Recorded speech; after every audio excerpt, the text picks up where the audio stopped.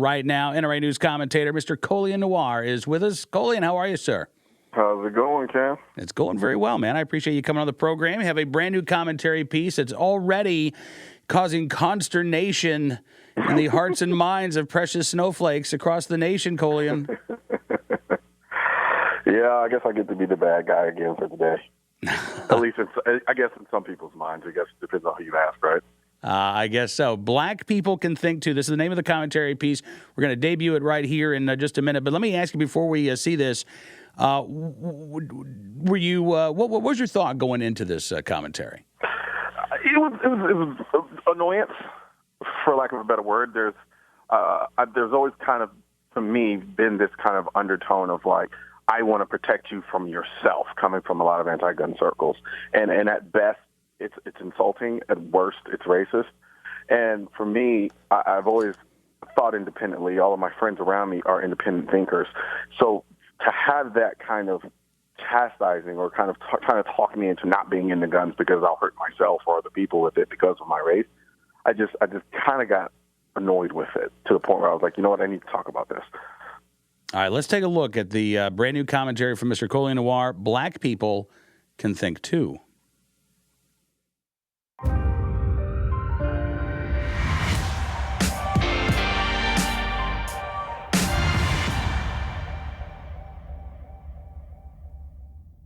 Telling me I shouldn't own guns because young black men are more likely to die from gun violence is asinine and insulting. You either think I'm too stupid to know that a vast majority of those deaths are drug and gang related, or you're a racist who thinks simply being black and having a gun makes me more prone to violence.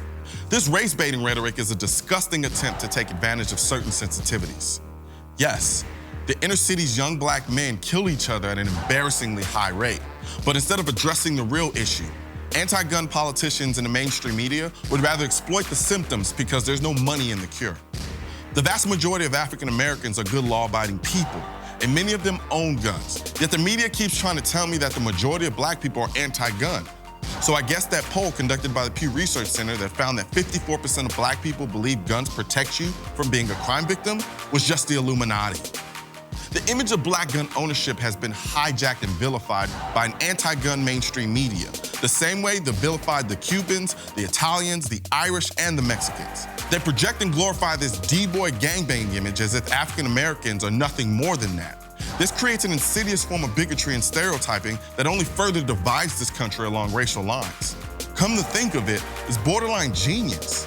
By blaming the gun, the corrupt media can advance their agenda and look like they give a damn about the inner city, then cue up racial opportunists like Al Sharpton who ignore the systemic degradation of the black family, drugs dumped into the community, an education system you couldn't pay the rest of America to put their kids in, and government programs like welfare that incentivize joblessness, further perpetuating generations of poverty.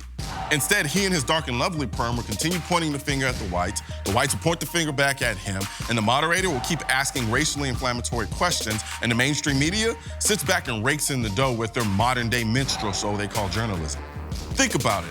The same liberal mainstream media that claims to want to end gun violence in the inner city is the same liberal-minded Hollywood production companies and major record labels that glorify and perpetuate the drug-dealing, gang-banging black man with a gun stereotype. If we really want to solve these problems, we have to understand that it will involve changing generations, not simply election cycle statistics. It will be uncomfortable. It'll challenge our current idea of meritocracy. We must be willing to get rid of our egos. We'll have to embrace personal accountability. We'll have to sacrifice political correctness for honest debate. If we're not ready to do any of these things, nothing will change other than the bank accounts of the mainstream media elites, and we'll watch this country implode on itself because it was easier to blame the gun instead of putting in hard work to address the real issue. Mr. Colion Noir, his brand new commentary piece, Black People Can Think Too. All right, Colion, there's a lot to unpack here. First of all, you know, you talk about all the things it's going to take to change the inner city. That's hard, man. It's so much easier just to have a soundbite solution and say we need another round of gun control laws. And then when that doesn't work, we'll just say, well, we need another round of gun control laws. And we'll just keep doing that. That's much easier from a politician's perspective, right? Absolutely. It's like, for instance, I just got back from the dentist today, and he told me I have to have my wisdom teeth pulled. I don't want to have my wisdom tooth pulled. I think it's better to just deal with it whenever it starts to hurt. I'll pop some pain medication, wait till it goes away, and then deal with it again when it comes back. Because it's a lot harder to go into the doctor's office and then get it pulled. I could do that and then completely solve the problem. But I don't want to because it's easier to just treat the symptoms. You know, the other aspect of this, we've been talking about this in terms of Chicago and the violence that we've seen there and Baltimore. Baltimore, Maryland, Annapolis passed the Firearm Safety Act of 2013. Violence has been up in Baltimore ever since. You look at, I think, murders up in Hartford, Connecticut since they passed their gun laws in 2013. We've talked about the increase in violence in New York City after the passage of the SAFE Act. Not only is it insulting to the people, the good people who live in these bad neighborhoods, Colion, it's completely ineffective at making their lives better. Gun control, as you say, they go after these gun control laws prohibit and make it very dangerous for good people in bad neighborhoods to exercise their Second Amendment rights, but the criminals are left untouched by these laws. Well, what they're depending on are people not to look below the surface of these proposed laws and legislation that are basically essentially more gun control. They expect people not to look below it and see that, wait a minute, if you create these laws, they're not going to do anything to affect the people who don't want to obey them to begin with. So then what the politician is allowed to do is to walk away and say, you know what, I did something. I implemented this law, stronger background checks, more gun control laws. And then they can sit on top of that and run for their next office, where the people who are living in these environments find themselves in an even worse position. Now they're sitting there trying to debate whether or not they want to carry a gun that they know is illegal to do, but they live in a neighborhood where they're more likely to have to use that gun than, say, someone like me who lives in Texas where we have more liberal gun laws. But see, they don't think about those things. They're just worried about looking good for the camera, saying and spitting out whatever they want to spit out for the moment and then go about their way, while the people who live in these environments have to deal with the consequences. Absolutely. I keep thinking about my own son, Colion, as I was watching your piece, because my son's biracial. My oldest son, 23 years old. Mm-hmm. He was raised in Camden, New Jersey until he was about 6. And I often think about how different his life might have turned out had he stayed in Camden, which was a very violent city at the time, has remained a very violent city. He would not have been exposed to responsible gun ownership. You know, there are no ranges in Camden. Yeah. There's not. I don't even know if the JROTC is operating in Camden, New Jersey. There are a lot of people who are in illegal possession of firearms doing very bad things with them. There's not a culture of responsible gun ownership. Meanwhile, my son has grown up to be responsible and safe around firearms. He likes shooting. He's not a competitive shooter, but he likes plinking with his friends. And I don't want him to ever feel like because he is because the world would see him as a young black man, that this is an activity that he has to forego because that's not something that young black men do in this country. And it's unfortunate that we even have to have that conversation, because what has also happened is the image of being a young black man who is a gun owner, as I said in the video, it's been hijacked. Mm-hmm. It's been perpetuated. It's this idea that if you're young and you're black and you have a gun, you're probably engaged in some type of in a lifestyle that is based around the criminal element. And a lot of the friends that I know that are black, all the people that I know that are black, majority of them, vast majority of them, they're regular people. They do regular things. They're not thugs. They're not drug dealers. They don't do any of those things. But yet, a lot of them own guns, and they own them responsibly. But for the vast majority of people who only encounter black people by way of, say, what they see in the media, this is the perception that they're encountering. They're seeing what we glorify in the media through our music, through the TV shows we watch, through our movies, and it's unfortunate because people take that and bring it into real world and then assume that to be the case, and then it's only further reinforced by these liberal-minded anti-gunners, more or less, who want to tell me, you know what? Look at how many people who look like you are dying because of guns. How could you possibly be pro-gun? Well, because I'm not doing those things.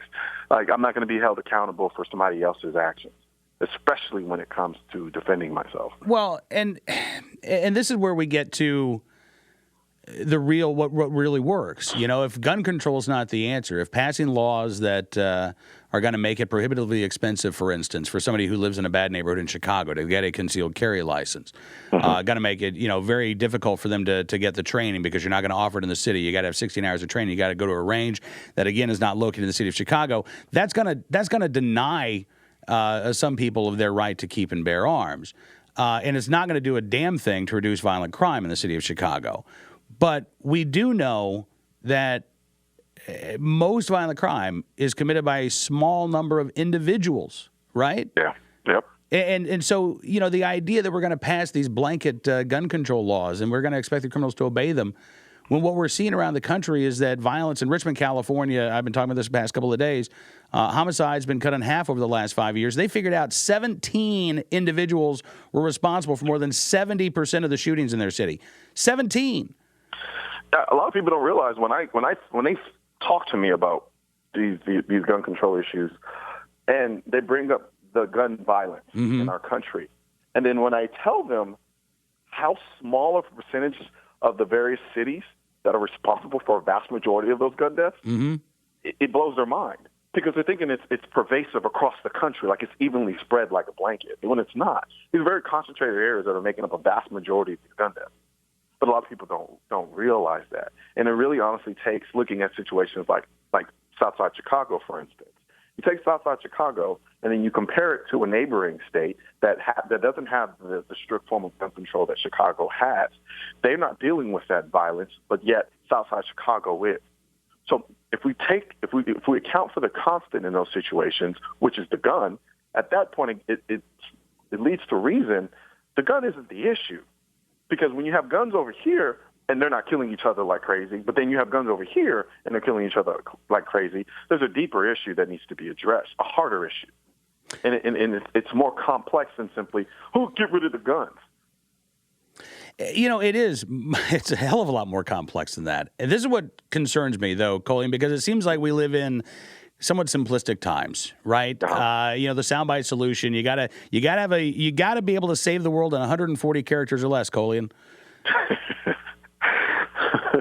That's why I tweet like 100 times after the fact. But I do worry that politicians are going to be able to continue to get by on this. And I really hope that the voices like yours can raise some awareness. We can actually start to have that real discussion, that real debate about the many things that are going to happen if we are going to continue, if not just to see violent crime drop in these bad neighborhoods, but again to see these bad neighborhoods become good. Yeah, and I agree, and I think a lot of that has to do with being able to change perspectives on both sides, whether it be black, white, Spanish, Asian, what have you.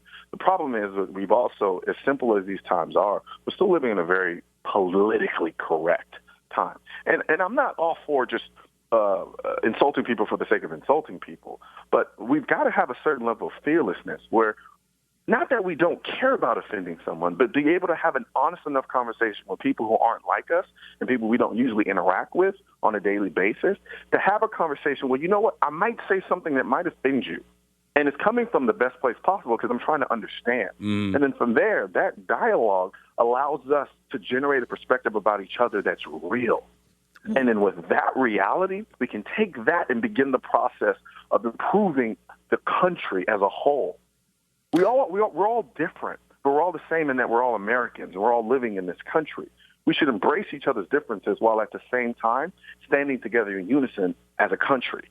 But the only way we can do that is if we're honest with each other and have honest dialogue about the issues in this country. But right now what's happening is it's being dominated by a mainstream media that wants to play each side up against the other side, and then we're yelling and throwing things at each other, and nothing is really happening. And they're taking the extremes from both of those sides, and it's just turning into a fight. And personally, if we want to actually fix those issues, we can't as long as we continue to do that, or as long as we continue to defer to the mainstream media for our source of information. We're just intellectually lazy, and I'm including myself in that as well, because I have to stay on top of myself to keep informed about everything as much as possible about what's going on. But as long as we tend to revel in that level of lazy intellect, we're going to continue to have these problems. Yeah, I would agree with you. I think there's again, there's a lot to unpack there. But listen, I hope that you and I can keep having these conversations. You don't have to worry about offending me.